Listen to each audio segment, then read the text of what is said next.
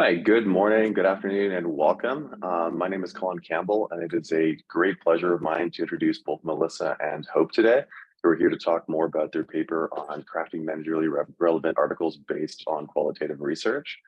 I'll introduce them both first. I'll give a couple brief announcements about JAR, and then we'll turn it over to them to tell us more about their new forthcoming paper. So first up, we have Melissa. Melissa is Associate Professor of Marketing in the Daniels College of Business at the University of Denver. She's also the director of the Master of Science in Marketing program and co-director of the Consumer Insights and Business Innovation Center. Her research investigates value co-creation, innovation, and practice diffusion, as well as consumption experiences, journeys, and collaboratives. Next up, we've got Hope. Hope is Professor of Marketing at the Eller College of Management at the University of Arizona. She's also Executive Director of the McGuire Center for Entrepreneurship and the James and Pamela Muzzy Endowed Chair in Entrepreneurship. Her research focuses on innovation, market-oriented technological mediation, practice diffusion and adoption, collaborative value creation, consumption journeys, and brand building. So thank you both, Melissa and Hope, for being here today. We are super excited about your forthcoming article, which is coming out in our June issue, which is coming out next month. A couple quick announcements. Today, I want to do a big shout out to Marla and thank her for editing the special issue we've got on pro-social advertising messages, which closes today. So super exciting. We've got lots of submissions that have come in on that and are still coming in. So we're super excited, and thank you, Marla, for doing that. Also want to have a quick shout out as well too to a special issue we've got co-edited by Kirsten, Anna, and Kirk on the future of advertising using VR, AR, and the metaverse. This closes July 3rd, so there's still time. I'm sure people are working on great papers for that, so please send those submissions through for those. And then we also have a writer's workshop coming up, which is associated with the ICORIA conference, which is being held in Bordeaux, France this year. This is free to go to. It's an afternoon workshop. This is in coordination with JA and also IJA. There's more information available by taking a look at the ICORIA website or by scanning this QR code as well. So turning it over today to Melissa and Hope, I am super excited to have them go through and tell us more about their forthcoming paper, which looks at basically how to create qualitative research in a way that's going to be more useful for industry. This is incredibly important to us here at JAR because we're open to all types of papers, right? We're looking for any type of paper that's going to help inform advertising practice in some way. We want it to further theory, but we also want it to be important and useful for industry. And so this paper goes through and it gives us more insights and more tips on how to go through and do that when we're using qualitative research as a methodology. So with that, I'm going to turn it over to Melissa and Hope and have them tell us more about their paper and their insights.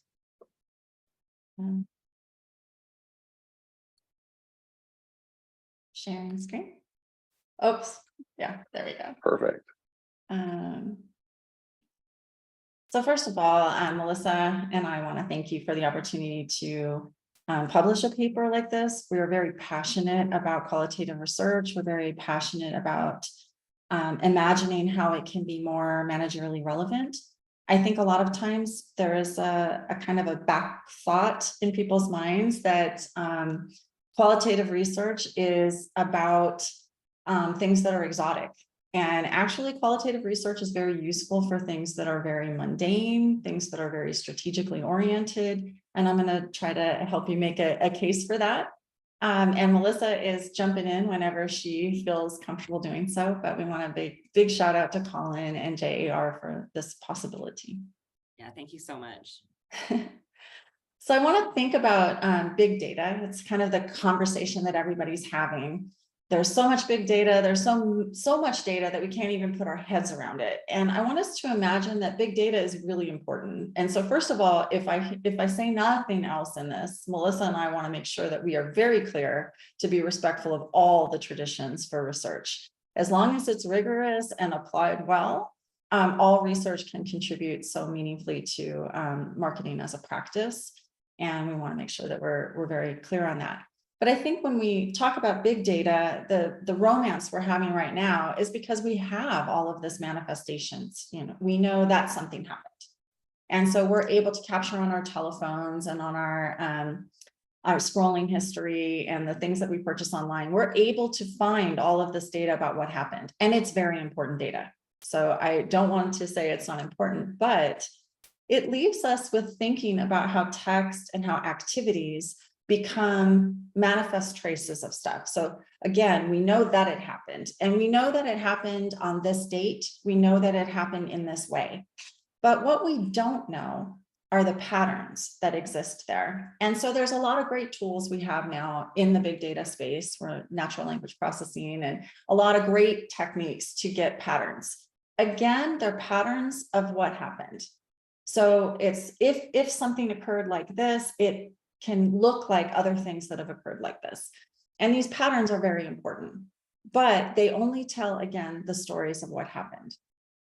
So if we think about psychological research, and a lot of great research comes out of this tradition, again, a lot of research here in the advertising space, and it does important things. It talks about what are the antecedents to the manifest behaviors we may have seen in big data. It talks about what are the coincidences. So what happens that is causal versus what happens just together. And it gives us a really good understanding of maybe the contextual understanding of what happened. So we know that maybe somebody using their phone in their office is different than somebody using their home in their phone in their domestic space. And maybe they're purchasing different things, and maybe they're searching for different things. It gives us a big kind of a window into big data to explain some of the whys. So we know what and we know why. But oftentimes that causal link is a little bit difficult to figure out. We know the chicken and the egg. We don't always know which way the chicken and the egg goes. And we don't know that if we change something else in this context, will the relationship switch? Will a causal relationship break? Those are things that our psychological research friends are able to tell us. And so we're grateful for that, but it kind of leaves a lot of other things open. And so I just want to also do a shout out to a lot of the eye tracking and the neuro research that's going on. Again, it's capturing what's happening. It says a little bit about how a specific thing is happening that can be then linked to a why that we see with the psychological research. So it's giving us a lot of great data. It's giving us a lot of great insights. But what it leaves on the table is kind of putting together that deep dive into data or deep data. And in this case, I think qualitative research, we're going to make the case that that's where our contribution comes in. Looking at how culture and social impact some of the manifest behaviors that we've seen, how these causal links are related to other relationships that they may have with other causal links or with other things that they do. And thinking about when we're self-presenting in different contexts, we might be able to explain why at work we're looking at something different than we are in that domestic space. And it also helps us capture experience of more than one phenomenon as it's embedded in social and culture. And we're able to see kind of a nexus of practices. So how does a practice of a ritual, say, of Hanukkah fit into the marketplace? How does my exercise regime also say something about my self-presentation? It helps us understand love. And love is such a big concept, and there's not a causal link, one causal link that can explain that. But there may be several things that we can say about how people are compatible and how they choose things together. And it also gives us insights into some of the more complex things. So like cancer. When somebody is given a diagnosis of cancer, it's really difficult to imagine what is that consumption journey going to look like. It's not one that they wanted. It's one that they're afraid of. And qualitative research can kind of give us a lot of the embedded understandings of what that experience is so that we can figure out how to provide market opportunities that lean into that. So what we're thinking about when we have that qualitative data is we have a lot of all kinds of differences, individual differences, and how they relate to the world. And we're able to take those insights that people gave us from big data and be able to understand the things that people gave us from the psychological experiments of understanding causal links, and then kind of put that together with living with people, so to speak, of trying to figure out how does that fit into their daily lives? How does this causal link that they've identified fit into a kind of a wider picture? And it also gives us a kind of the other way around too. Once we know that this is someone's experience, we can say, okay, let's look at big data to see how often these experiences are shared by other people. We can look at psychological research and say, well, okay, under what conditions does this manifest most ideally? And where are those points again where it kind of starts to fray? So I think that although I'm making a case and Melissa is definitely helping me make that case, we work together a lot, that qualitative research is important. By no means do we imagine that it's the only way. It is part of a system of research. And so I just want to make sure that we're clear on that. It helps us formulate those patterns that we saw in the big data and then put them with the cultural understanding and think about the psychological antecedents and try to get sort of a whole eye on what's happening in for a specific consumer and their social network. And I know Melissa and I are often saying things like, well, you just have one customer, you have a customer and all of their networks. And so every time we are having a conversation about consumers, we're not talking about one specific consumer making one specific purchase. We're talking about the systems of practices that somebody lives in when they make that particular purchase, and then how it fits with the rest of their lives. And so that's kind of what kind of frame what we're trying to have a conversation about today. And in our article is thinking about what we're going to talk about as systemic sense making.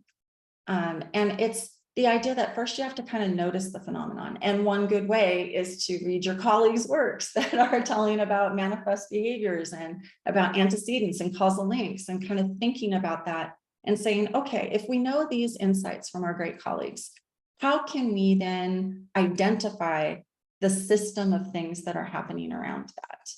And so thinking about, if we think about something really kind of, in a way, simple, this contactless delivery that was really important during the pandemic, and yet people still want today. I just had a conversation with my daughter who was getting rid of something, and she put it on Facebook Marketplace as free. And the only thing that she required is that they do not knock on the door. She's like, you may pick this up in front of my house, but I don't want to have a relationship with you. I don't want to have a contact with you.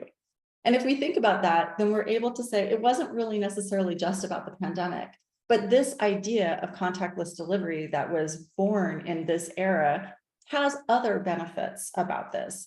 And some of the benefits might be that when we are recycling or upcycling something, we don't want to have relationships with the people that are going to have the things that were in our home and that were important to our self-presentation.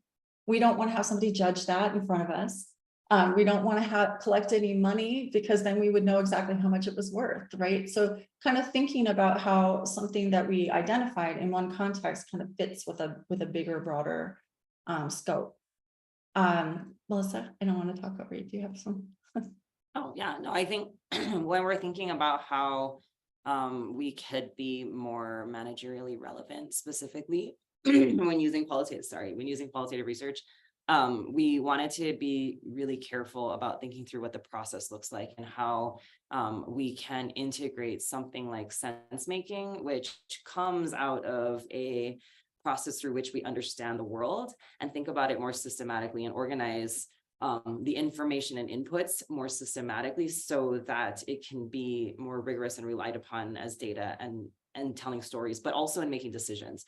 So when we think about sense making in the literature, oftentimes sense making is looked as a distinct process from decision making, but through our conversations and through our own kind of experiences, we realize that in many cases, especially when it comes to managerial decisions that have to be made, there's a sense-making process that goes and is contributing to that. And it's actually very similar to the process that we use to look at data and to think about how the world works. And if we can create more structure through that process, we can potentially add more value to the understanding of the information that we have to make these really important managerial decisions, but also to contribute back to the theories with which we are building. So what we're trying to do in this paper, and what we've been trying to do, I think, even with our projects as of late, especially around these more complex journeys, maybe like healthcare journeys, not always hedonic journeys, is to think through how our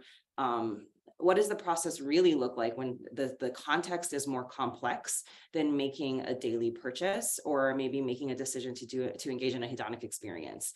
And when you start thinking about the complexities of these less common consumer contexts, it starts to open doors for various approaches to how we can think through how to collect data, how to use those data, and then how to tie it back to Hope's points. I think she's making a real effort to be clear about the notion that we're not suggesting that this is the one answer to all research by any means or at any point in time. We're really suggesting that this is an additional way that we can layer on some depth to the data that we're collecting at these higher aggregate levels so that we can better understand the nuanced contexts that maybe exist within these cultures, these communities, or these collectives. And so that's really where we landed when we were putting this together, was to provide a toolkit or a process for thinking about how do we study really complex consumption. In this case, we were specifically looking at consumers and markets, market contexts, where we're not necessarily relying on the models and variables that exist in our literature and trying to extend and explore some other alternative explanations for why things are happening, especially with all of these rapid changes in technology, all the social changes that are occurring. We just saw a real need to sort of dig more deeply into those complex contexts so that we can better understand them, eventually to make better decisions. So I think the process at hand that we were relying on really ties into other types of research and other types of decision-making outcomes, but it kind of extends the context through which this process occurs so that we can look at not only the cultural nuances and the variation across these potentially different groups of people and how they may vary. But back to Hope's point about different outcomes potentially for different groups, or even antecedents for different groups, and to think through like what allows us to be able to carefully navigate those types of situations and then move forward when we have a good understanding of that particular context with other types of measures and metrics to be able to distinguish the differences among them. So thank you, Melissa. We work together a lot, so I feel like we can speak together. So hopefully that hopefully that comes through. I think that even when we think about something relatively simple, though, like contactless delivery, when you think about where it was born out of, we are in the middle of a pandemic and this kind of thing occurs. And thinking about that from a managerial standpoint, it's not something we're going to quit when the pandemic is over, because there were other benefits. And then we also see something like Instacart, which was lived before the pandemic, became in vogue during the pandemic when other people didn't want to go. And we have sort of our kind of first responders, and then also our first responder marketers going in and doing our shopping for us and dropping it off. And then people thought, you know what, that is actually much easier and helps me, say, if you're on your diet quest or you're trying to eat healthier and you're like, you know, it's much easier for me to pick while I'm calm and in a moment and not stimulated by the market, these things on a list and have somebody bring it to my home. So we can see that even marketing decisions and strategies to better meet consumer needs may have been born in one situation, and we can figure out why are they still present today. They're still present today because they're meeting other needs that I think through sense making, we can kind of figure out what those needs are. So absolutely all that Melissa said. I think also because the data that we look at is very embedded in experience, storytelling comes more directly out of that, which is not to say that big data doesn't have big stories and that psychological research doesn't have big stories. But when we are thinking about taking those insights and putting them into the complex phenomenon and telling the story of one person's experience or one set of people's experience, that kind of already lends itself to a story. And in advertising, that's something that they use a lot. Personas, what are the use occasions when somebody does this? And so the kind of storytelling sort of fits together as well.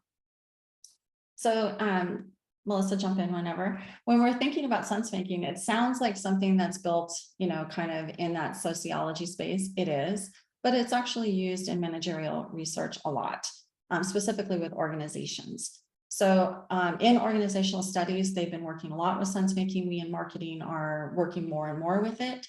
But it's this idea that we can take these insights and try to fill the rest of the void around those insights. So when somebody said this is causal, under what conditions is that causal, they may have given us 3 or 4 of them, and then we embed them into a lived experience and kind of flesh out more of that. So I think that's also something that we can think about. Again, when we think about systematic sense making, we're really looking at, as Melissa said, how can we look at more really complex things? So if we look at the picture below, and this is dinner, right? It doesn't look that complex. But when we have dinner with lots of different people, there may be a lot of different variables that are going in there. It could be that we're choosing to go out tonight with Colin and Melissa and I, and we have different food preferences and we have different times that we like to eat. I'll be honest, I'm a grazer. If I go 6-7 hours without eating, I'm hangry. So we don't want that. So there's timing and there's the ways in which we like to eat. And all of those seem really simple when it's one person, but when you put them together, especially on an app and make a reservation, it can be a nightmare trying to figure out where we're going to make a reservation. So thinking about how maybe we need an app that says, here are all my food allergies, here are my temporal cadence, I like to eat at these times, and I want to eat with these 6 people. So where are some options that can meet all of our needs, instead of just let's choose it out of our mind based on some really great recommendations that we had, but they weren't taking into account the 3 of us or the 6 of us or however many are going out. So I think thinking about even something simple and thinking about how complex that actually is. Thinking about healthcare journeys, again, those are very, very scary. People don't understand like exactly what's going on. They get a diagnosis like cancer and they think death. And actually, they say, oh, well, somebody's going to find a cure for cancer. The fact is, we in this world are curing cancer every day. And yet that is not what we think of. We think of this as like the end of a conversation. It's the beginning of a journey, and some of them won't end as well as we'd like them to, but many will. And so kind of how do we understand that? And we think about, we shop when the price is high, and we think about that in terms of dollars, but when we also want to make sure that we get second opinions, third opinions, when the stakes are high in other ways too. So thinking about like, what's your story? What is the embedded insights that we have? And then how can managers use that? So you want to give them a story. Here are these people and they are living through this experience. And these are the places in which the marketplace can help them with their journey, can pivot them towards better things. So if you think about like financial literacy, how do we get people to want to be financially sustainable?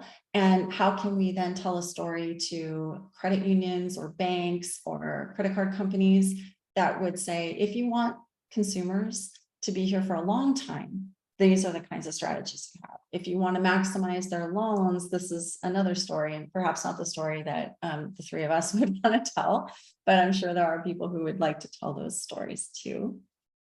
And so I think knowing your audience, what do academics want? Academics want to, I think in our case, academics want to lend insights to practitioners that they can readily use. So what are the things that practitioners are trying to do with our research? They're trying to say, okay, if we know that there's an antecedent and this causal relationship, how can I use that to be a better custodian of the marketplace, to be a better partner in the marketplace, or to attract more customers in the marketplace? And kind of knowing that from the beginning means that that's how we're going to focus our study on. We're going to make sure that we position the study towards the kinds of things that marketers would want. And we want to make sure that we connect the dots for them, because there's a lot of great research that's telling, again, what and how and why, but not as much of it as saying in a holistic world, this is how the dots get connected. So thinking through that. And I think we have to be really bold with our impact. We imagine that we are important to practitioners because we have this contribution and this impact, and we need to state it as clearly as possible. And really what we're trying to do is take this big world and focus in on something, and something that says, okay, so this is where the journey looks like, say a river, and these are the things that are on the side of it that can get in the way. This is what a drought might look like, and this is how marketers can reinfuse value when value seems to be drying up in a specific space. So just kind of trying to focus them on things that we have insights for. So we developed a checklist. Melissa, do you want to do the checklist? Yeah, sure. I just wanted to kind of like follow up on your thoughts on sort of telling the story through our papers. I think we definitely aim as academic researchers to make these connections to theory and explanations to like bigger phenomena.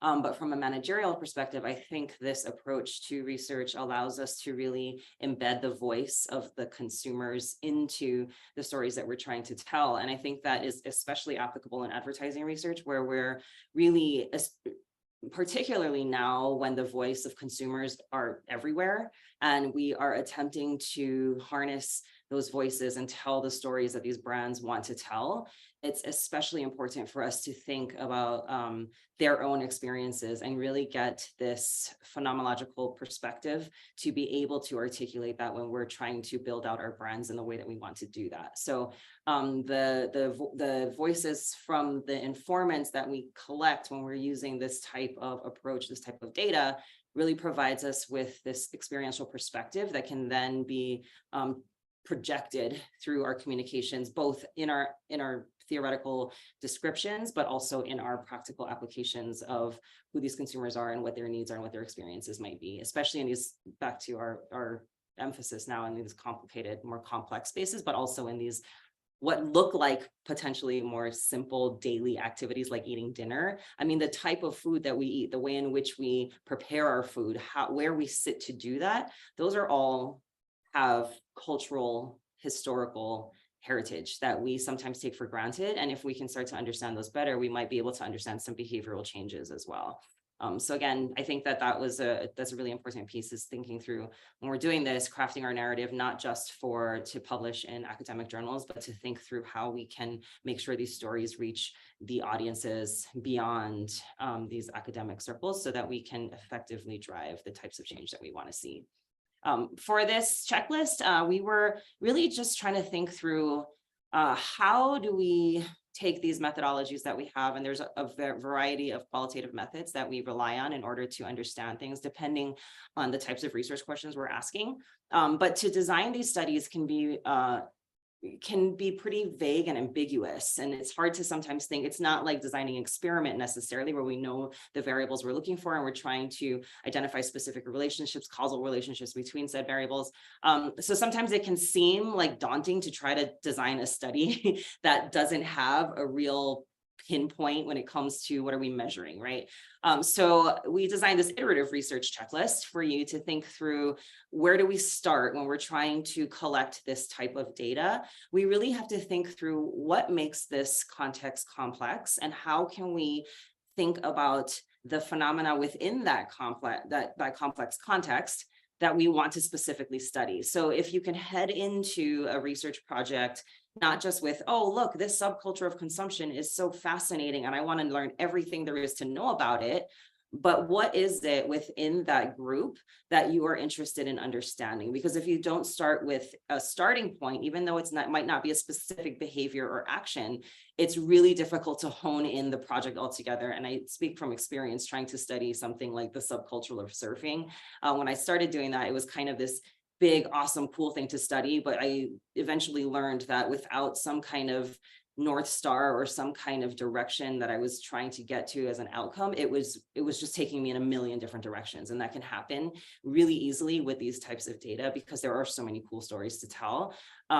So really thinking about what specifically are you looking at within the research context to develop research questions. And these research questions may not be the questions that you end up publishing in whatever paper you're publishing, but they will help to guide your focus and your attention as you're collecting data. They guide the design of the instruments that you're creating when you're asking questions, when you're doing interviews. They'll influence the way that you observe things when you think through what is your observation plan. And again, qualitative methods.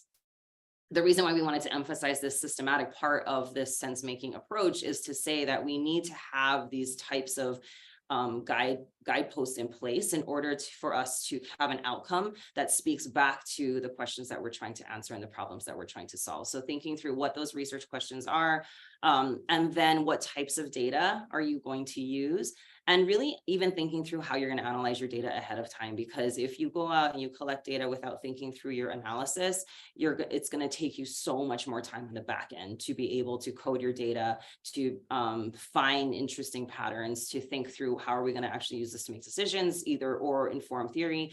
Really thinking about how you're going to analyze your data on the front end will help you back to designing your research instruments and collecting the types of data that you need in order to be able to answer the questions that you pose.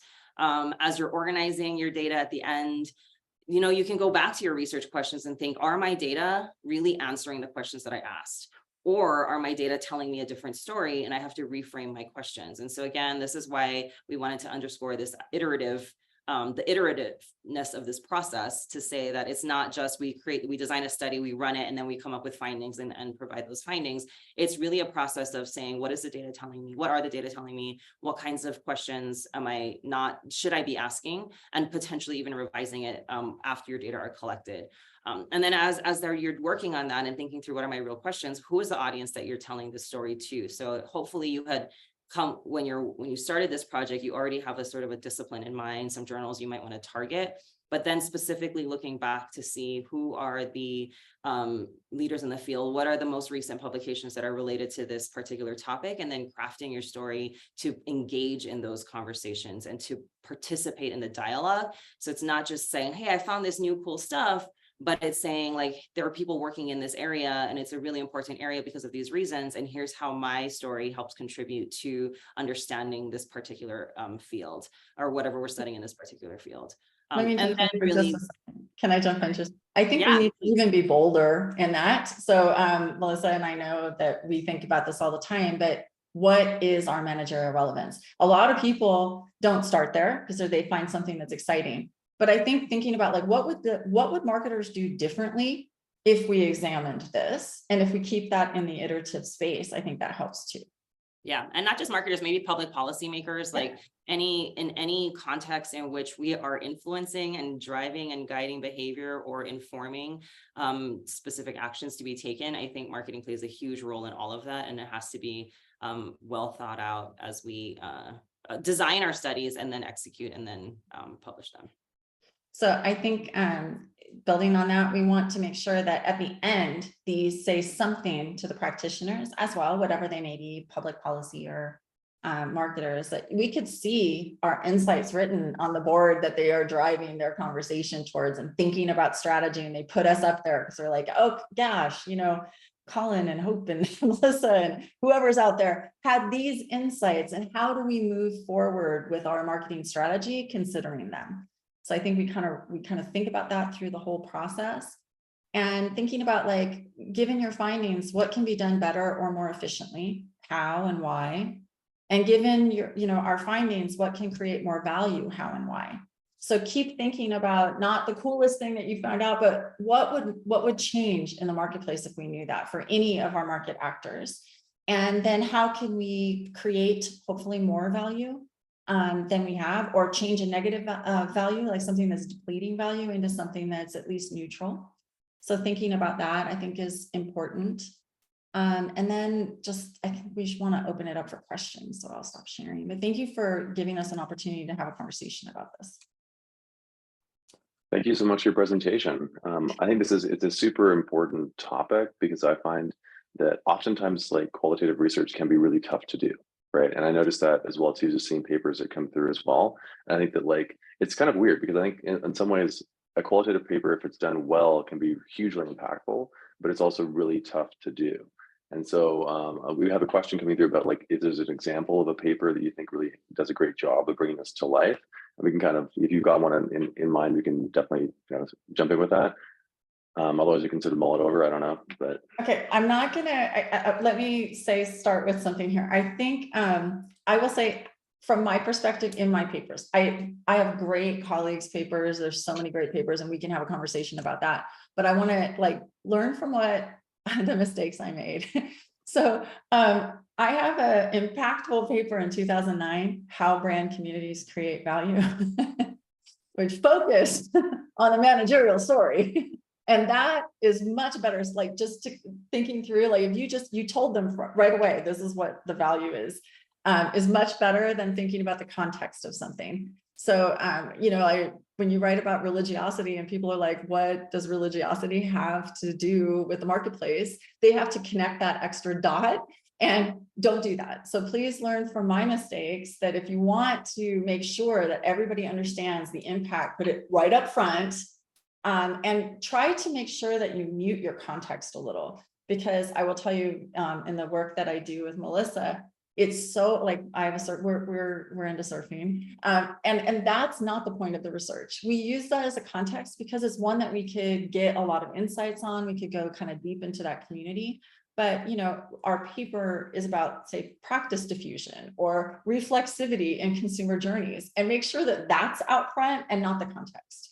Because hopefully you have created something that can be transported from one context to another. So trying to take that, your whatever your insights are, and move up a context level, right up an abstraction level, so that, oh, okay, it's anytime people do this, that, or the other thing.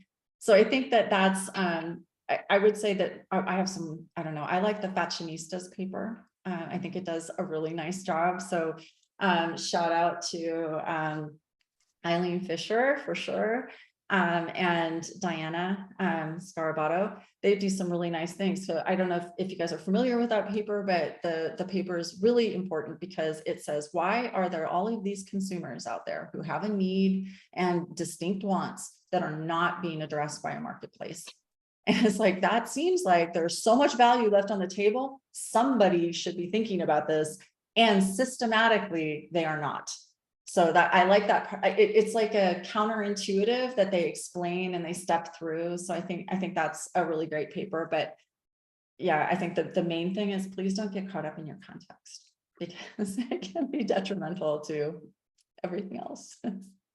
Which is hard. It's not an easy thing to do, right? I mean, part of the appeal of qualitative research is the contexts are so fascinating, and so it's difficult to not get lost in that. But I agree. I think, especially when you're studying something like hedonic and this big subculture like surfing, and it seems like a compelling context. The idea of practice diffusion is really not about how surfing spreads, although that's the context of the story. It is really about, like, how do we enable the adoption of technology within collectives.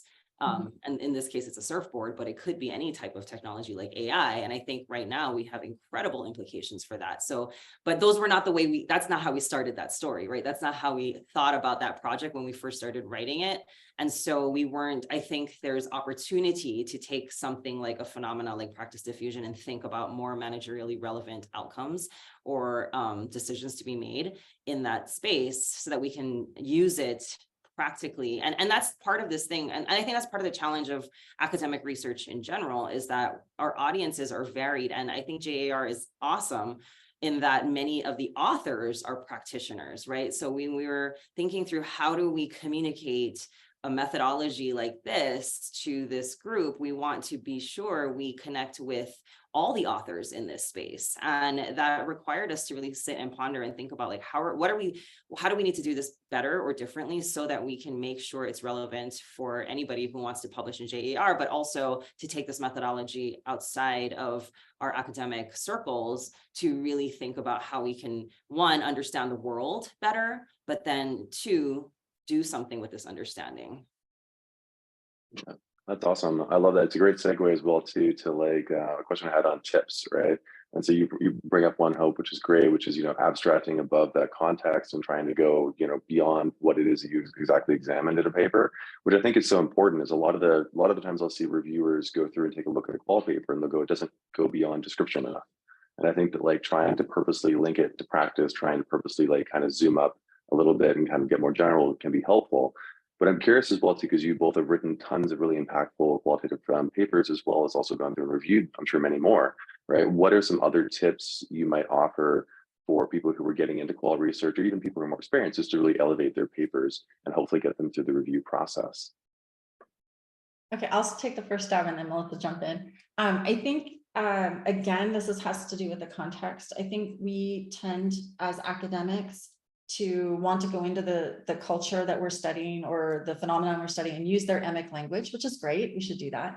And then we as academics want to use our emic language, which is all high theory, right, to explain in agonizing detail to some people why something works like this. We have these theoretical constructs, and those are great, and we need to do that. But we need to be able to take the emic language from the context, and I'm going to argue the emic language from our theoretical lenses, and say, okay, how do we describe that to practitioners who don't live into this space, or to an audience that doesn't live in this space? And people say, how do you explain this to your grandmother? Of course, my grandmother was a little bit salty, so probably not the same way that I would describe it to other people. But I know Melissa and I use the Uber test. Can we describe what we're doing to the Uber driver? And if we can, we're like golden. And if we can't, we have to check ourselves, like, okay, maybe we haven't really thought through that level of abstraction yet. So I think that we get like enamored with our theoretical lenses and with the emic, and we need to think about, how do we describe this to somebody who has rarely ever lived in those spaces before, maybe never lived? And I think that's key. I think we all talk to each other at conferences and we're like, well, I use a practice theoretics enabling lens. And then everybody goes, oh, yes, you do.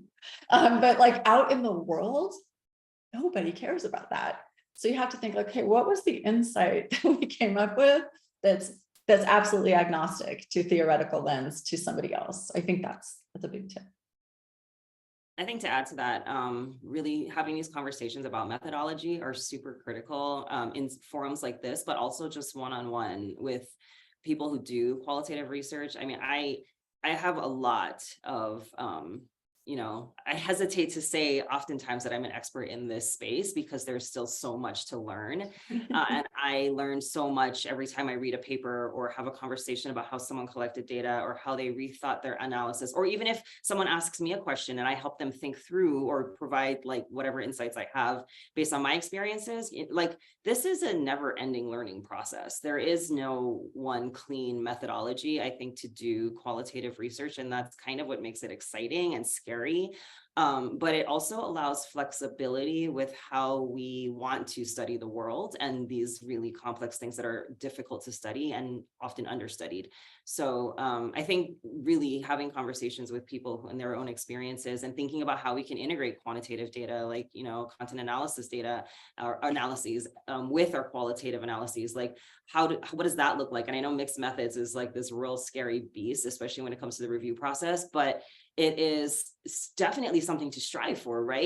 If it is true that we can understand breadth and depth by using multiple methods, then why don't we take the time to consider that? And this is, I guess, tangential to your question, but I think being able to open your mind to think about how can we use different methods actually enables us to think about like the toolkit that we have. What's the research question? What are the tools that we have in our toolkit? Which tools do I need to like build up because I don't know a lot about them, can help us be just better researchers overall. And then back to Hope's point, really codify the findings in a way that makes sense to different audiences. Yeah, I think that makes a ton of sense. And I love what you said earlier about the how and why. I always use that when going through and describing good papers as well too. I think that, good papers should be new in terms of providing contributions to theory and practice, but usually they go through and explain how or why something occurs. That makes a paper much more elevated than simply just saying what happens, which I think is really important. And I also like your point as well too, Melissa, about, fitting the methodology to the question. And I think I came into qualitative research on the back end because I went through and was very quantitative in my master's, et cetera, going into my PhD with that view. And the questions I was asking forced me to learn qual, which is interesting. And I think that having more stuff in your toolkit is really useful. And I think that being able to go through and fit, that methodology to the question you're asking is really important as well. And there's so many new things happening in advertising, right? The new generations respond to ads and create ads and, do things differently with social media. We've got AI coming in as well too, right? There's all these, new things happening that are different and kind of cool. Hey, Colin, can I give a shout out to, I think working with you on the deal paper, other papers we've done too, but I think the deal paper was really interesting because everybody imagined that they are engaging in deals searches to save money. And when you talk to them, that actually is not at all it's not even in the first 5 things that they say. It's about gamification, it's about winning, it's about beating the market. And so I think that sometimes when you kind of twist the way you think about something, that also suggests, like, once you start talking to them, you're like, oh, okay, so maybe this does work in a lab like this, and maybe this is how it works when we see big data. But when we have a conversation with them, there's some other stuff operating here that is really interesting. So I think that multi-method space is good.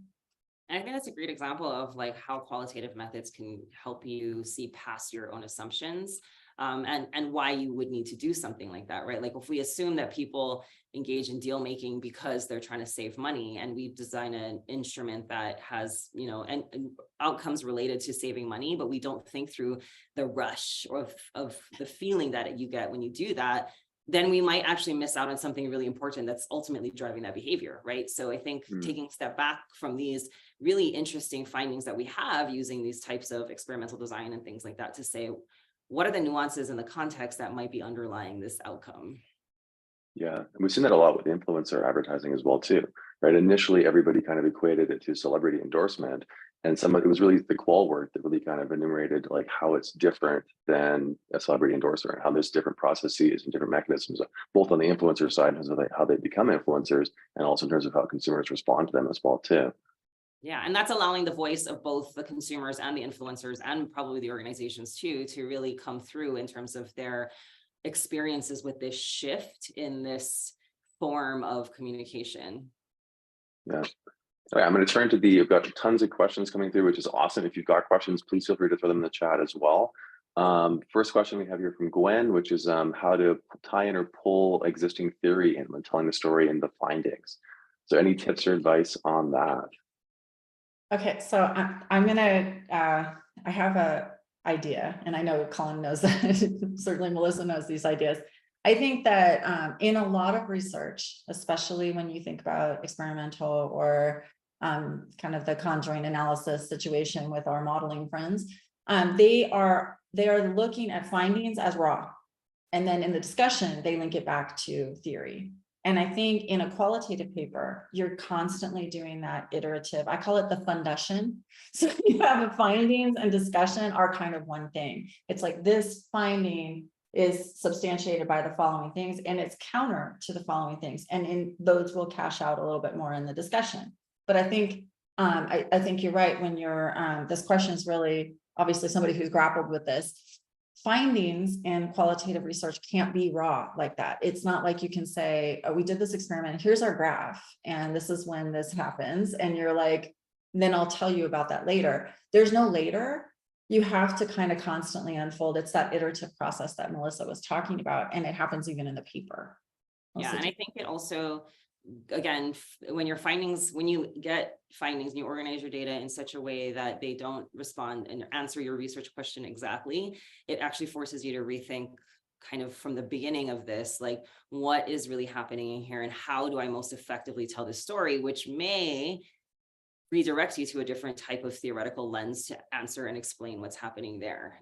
So back to what Hope said about practice theory, I think practice theory is great. I love using it. I think it explains a lot of, of our behaviors at different levels of analysis, but sometimes it doesn't capture major shifts in social structure in a way that is power to what we're trying to do. So then we need institutional theory, right? So like just having similar to having a methodological toolkit, having a theoretical toolkit. And if you end up with not being able to find any kind of explanation, any of your theories, then you probably need to dig further because there's probably something out there that has already been started that you can participate in the conversation. I mean, it's like rare or never that we actually have an entirely new theory, right? So tying your data and your findings back to theory and qualitative research is really this iterative process back to how the questions that you're asking all the way through to how you're going to talk about your implications. I do think the findings section and the discussion section are distinct in that way. But back to Hope's point, like they're very interrelated for sure. And I think I think that we are very we imagine when we do research that it's really linear. And I think the iterative part is real. And we need to kind of embrace that. Like, oh, okay, this isn't really the research question that I found an answer to. And kind of always checking ourselves is important. And I'm going to put out one more time this idea that you don't just read the other people who are doing the kind of research you do. You read everything, because it could be that you read, some modeler's understanding of something, and it triggers that thought in you that makes you ask that question in the interview that really changes the whole project. And if you don't know those conversations, to Melissa's point, that people have been participating in, you are behind the game. So I know that there's a lot. I teach in the PhD program, and so my students will say things like, well, I don't really understand the modeling papers. I'm like, well, that's on you, man. You got to go out there and understand. And so at the University of Arizona, we have everybody has to take modeling, experimental, CCT, so that they can be conversant in the research. Maybe you choose to do this kind of research or do multiple ways of research, but you ought to be, as a scholar, conversant in all of them. Yeah, I think that's a really important thing, is just being able to at least understand and digest it and be able to leverage it. That's hugely important. All right, we got a question around how to validate or perhaps strengthen the managerial implications derived from qualitative findings. Like you mentioned, like abstracting up, going a bit above. You mentioned, that Uber question or Uber driver situation, which I think is great, being able to describe it to an Uber driver or, your mom. You also mentioned like going through and really keeping a targeted focus on those questions you're going in with that could be managerially relevant. Any other sort of tips you might have on perhaps, making it clearer for managers? I think Melissa and I like to try it out with managers. So I hate to state the obvious, but like we're working on a project right now, and we have been really, it's medically related, and we are checking in with medical practitioners, those people who are creating the innovations. And Melissa's very good at that. She runs a center that kind of is able to do that. But I think that the best validation is to see if you can get the real world practitioners to say, yeah, or, when I'm reading this, I'm thinking there's this other thing that you're not talking about. And sometimes they are onto something we haven't thought about, or sometimes we've coded that and we didn't realize that that was so related. Melissa, did you want to, that's your. Yeah, I think even when you're like coming up with ideas for your research projects, like, so this project that we're working on in the medical space is really cool because we were able to have access to like surgeons and medical practitioners and the engineers that are building this device. But even the initial conversations around why are we doing this? Why does this matter? Why, like for us, we're just fascinated by maybe something like sense making and, healthcare journeys or something like that. But like nobody else really cares that much about that, right? They want to know, this audience, the medical professionals, the engineers, they want to know, is this device going to be adapted by the patients? How will it benefit the medical team? What kinds of information are needed, right? So in doing and having those initial conversations about why we would work in these collaborative types of projects, we cannot start the project without being able to have some managerial implications from go. And that also happens when we're trying to get funding for projects too. If we're trying to seek out funding that has these like kind of actionable outcomes, that helps us to really put that at the forefront. So I would say thinking about what the managers might need at the very beginning when you're starting these projects, even when they might seem like a very consumer-based type of context, there will be managerial implications there. And to think about them at the beginning when you're designing the study can make it much easier for you in the back end to be able to articulate those, the impact of your study. Yeah, definitely starting with a question managers care about. Easy way to make sure it's relevant, which is always good. A quick shout out as well to March, the March issue that just came out. We actually have a new list that we have in my editorial of the research priorities for JAR. And this list I went through was qualitative. I talked to a bunch of people in industry who were part of the ARF and found out what are the key priorities that they have, key questions they have about advertising. And so if you're looking for ideas for ad research, it's a great list to start off with. If you don't have access, shoot me an email. I'm happy to send it to you. It's just like MSI's list, but for advertising. Other one as well too is really kind of going through and, really, I think, using visuals can be really helpful to help describe your thing. I think presenting it to MBA students, if you're teaching MBA students, can be really important, and thinking about how you could digest it and make it approachable for them. We go through at JAR and we have insight studios usually every couple of months, and Nanette does a fantastic job of running those. Our next one is June 21st. And we have, presentations of our research that are geared primarily for industry and practitioners. Anyone can come, of course, and you're welcome to join this, but it's a really great way that we get our insights out in front of advertising practitioners. We have a question as well too, which is kind of related to showing rigor in qualitative research. And I wonder if you want to throw any insights on that. Oh, yeah, that we don't even have all the time for that. No, I'm just kidding. I think that making sure that you have talked to all the right people, or at least the right people to answer that specific question is important. And then the analysis, being able to codify your analysis. What was it that you did? Melissa and I have engaged in historic analysis, which is really difficult. We had a conversation with one of our reviewers who said, isn't that a table? What was it? A coffee table book that you sent?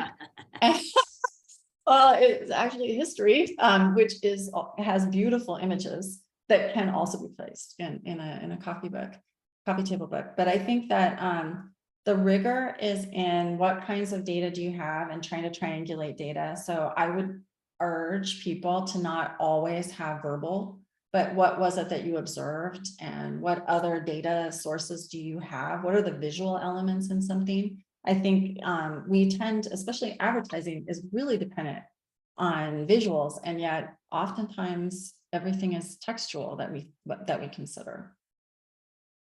Melissa, do you have So multiple types of data? multiple types of data and very clear coding of them? So tell, like, what was the enabling lens that led you to create this coding, and then what did you have to change to make it fit together? And sometimes you had to add a different theory or think about something differently. And I think I think it's really very possible to explain your analysis so that somebody doesn't say, oh, you cherry picked this quote. This is the quote that you wanted to highlight.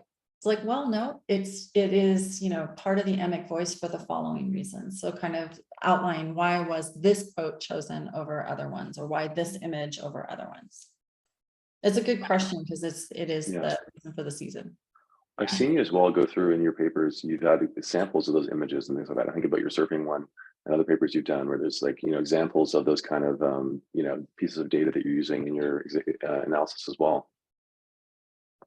Yeah, we use all kinds of data. And I do think that in addition to making sure you have the right data and you have a good structure for coding your data to find your themes and patterns and categories, is also thinking through on the front end, like, how am I going to structure this study, right? I mean, I think that in part that's kind of essential for thinking about what's the rigor that's happening here. And as I said earlier about qualitative method, I mean, these methods come out of really rich traditions from sociology, anthropology, history, right? And so there are a lot of ways in which these traditions conduct this type of research that honestly is not practical sometimes in the type of research that we do, and the decisions that have to be made in short amounts of times, especially if you're trying to enhance managerial relevance of something that's an emerging phenomenon like influencers.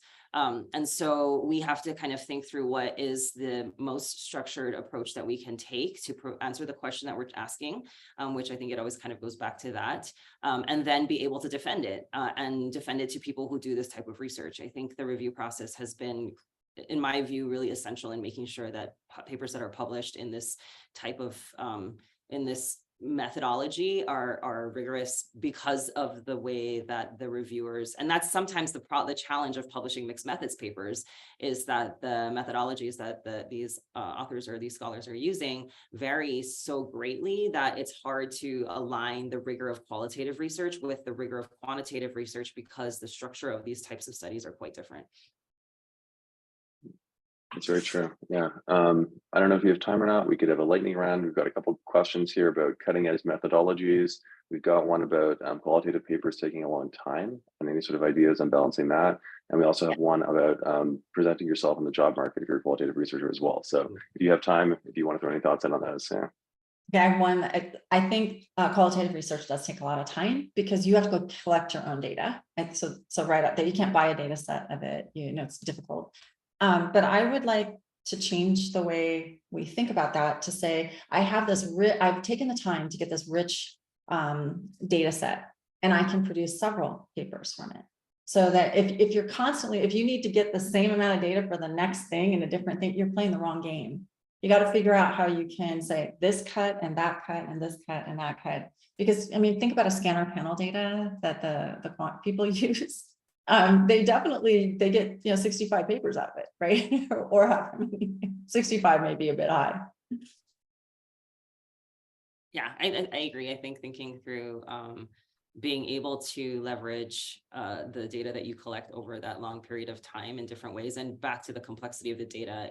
I mean, there are millions of stories to tell from these really rich data sets, and thinking through if there's a need or a cause or something's changing and we have data that can help explain that change, that's where we can jump in and say, I have this data set, you know, we started off looking for this, but we found that this is also happening at the same time. We can tell this story too. So that's been, I think, really useful for the investment of time that it does take initially to collect that data set to begin with. What was the first question you asked? Oh, can I jump in on something? I Go know for it, Melissa, you're passionate about it. Like when you're presenting yourself on the market as a qualitative researcher, don't apologize. Okay. Don't apologize. Yeah. Don't I mean, I was gonna end with that one. Like, and it You comes back are to the- what's your research question, right? I think back to Colin's point, you know, I took every stats class possible that I could take in my PhD program, and none of those methods helped me to get to the answers that I needed to answer, that address the questions that I had. So I think you have to start there and talk about why you're passionate about what it is that you're studying, and just you'll find your way, I think. And I think also, like, do not apologize, because some of the most impactful papers I'm thinking right now, Susan Fournier's brand relationships paper, it was qualitative. She's not always doing qualitative research, but in that paper, qualitative, it resonates with managers. You are able to have conversations about these more complex phenomenon, and you have a lot to offer. So I first, don't apologize. Come out there with, this is my skill set, and be conversant in other disciplines, so that you can be able to have the conversation of why this now, why didn't statistics work for Melissa? Yeah, I think, question first is really important too, right? Of like, this is a really cool topic, really cool question we're examining. And that really is the star. And I think the methodology is just what's used to go through and answer that, right?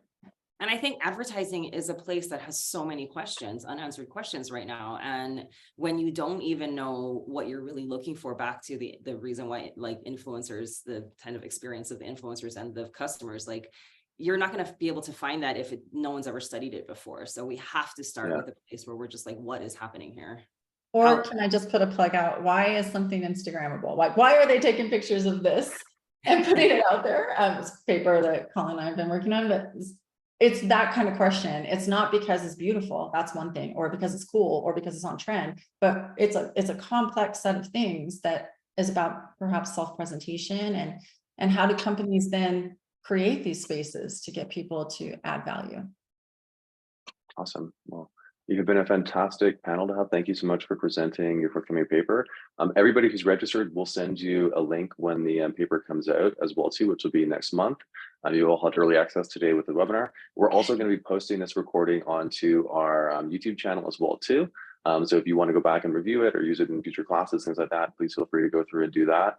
And as always, I want to encourage you to sign up for our newsletter at journalofadvertisingresearch.com, where you can find out about all the exciting things we have happening, including our Insight Studio happening June 21st, which is coming up. So thank you again, Hope and Melissa, for sharing your insights and taking the time today. We really appreciate it. Thank you for having us. Cheers.